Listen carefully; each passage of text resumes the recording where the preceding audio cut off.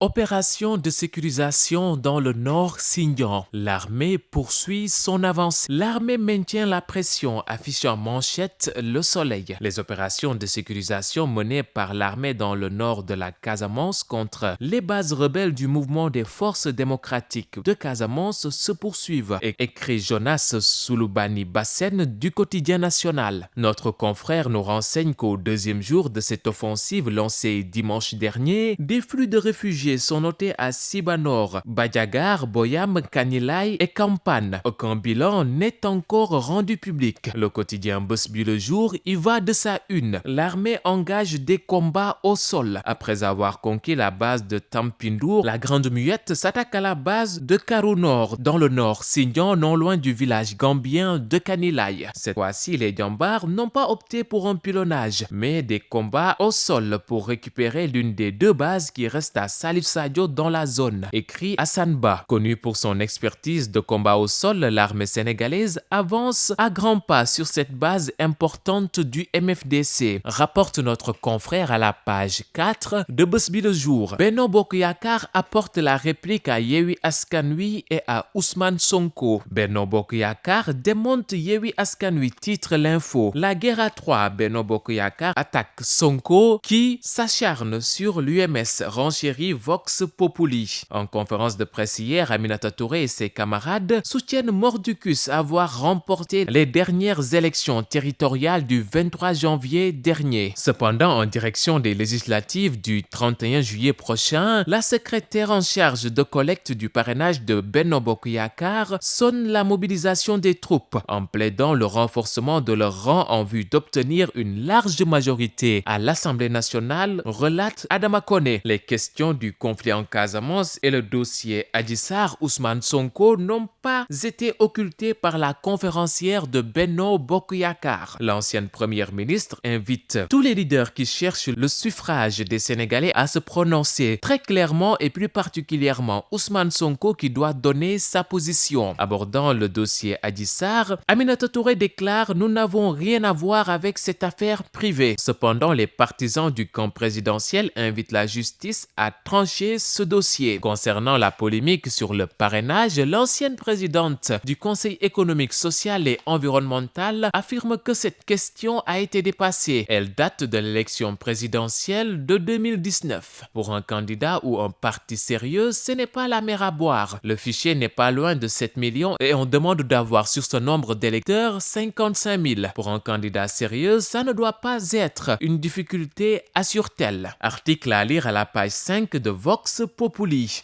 Le quotidien évoque aussi l'affaire Adji Sarr Ousmane Sonko avec comme une suite et pas fin. Le leader de Pastef a ouvert les hostilités vendredi dernier, accusant l'institution judiciaire de bras armés de l'exécutif pour liquider des opposants. Lundi, l'UMS a rejeté ces accusations du député qui, selon elle, ignore le fonctionnement de la justice. Dans une déclaration publiée hier, Ousmane Sonko est revenu à la charge pour dénoncer le manque de sincérité des propos du président de l'UMS, écrit Babacar Gueye Diop. Mame Sagar, le biétiste de Source A, voit une logique de confrontation entre Benno Bokk Yakaar et Yewwi Askan Wi. Jusqu'où nous mènera la tension qui prévaut entre l'opposition d'une manière générale et le régime, s'interroge-t-il avant de poursuivre. Benno Bokk Yakaar ayant décidé de répondre maintenant coup pour coup aux adversaires du régime, un jour cet esprit va en guerre causera notre perte. Mame Sagar d'ajouter: c'est sûr et certain, et ce sera nous pauvres citoyens lambda qui allons payer les pots cassés, comme ce fut le cas lors des émeutes de mars 2021. Or, les priorités sont ailleurs. Le peuple sénégalais a surtout besoin qu'on le rassure dans ce contexte marqué par la flambée des prix des denrées de première nécessité. Au lieu de ça, nos politiques jouent à se faire peur. Ils privilégient la logique de la confrontation au dialogue. Billet de Mame Sagar à lire à la page 2 de Source A.